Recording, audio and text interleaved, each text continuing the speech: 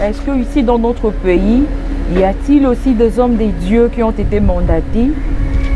Si vous pouvez aussi nous épingler en quelques mots, parce que vous avez parlé là des hommes des dieux dans la Bible et actuellement dans notre pays, y a-t-il ces hommes-là qui ont été mandatés par Dieu?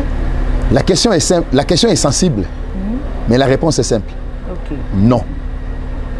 Comment ça? Il y a des hommes de Dieu, il y a des hommes qui servent le Seigneur, mais un homme qui a reçu un appel et un envoi avec un objectif au Congo, il n'y en a pas.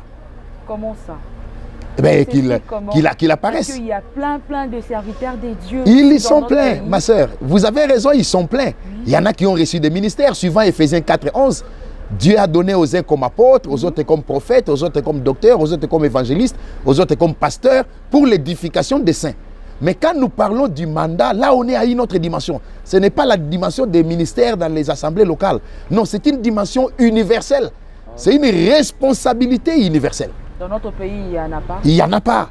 Et j'assume ma réponse, il n'y en a pas. Un homme mandaté de Dieu dans ce pays, il n'y en a pas.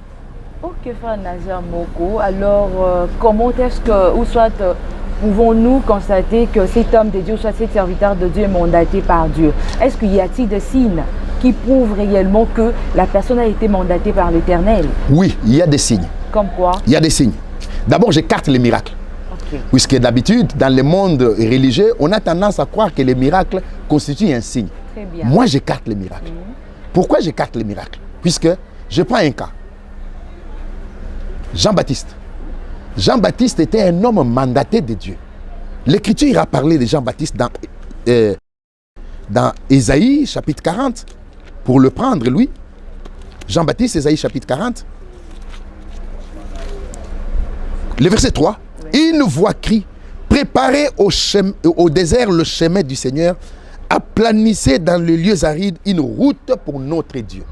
Une voix crie, préparez au désert. Cette voix-là, c'est Jean-Baptiste.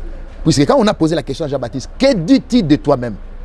Jean-Baptiste a répondu, je suis la voix de celui qui crie dans le désert. Oui. Et il est aussi dans Malachie chapitre 3, le dernier livre de l'Ancien Testament, nous voyons Jean-Baptiste.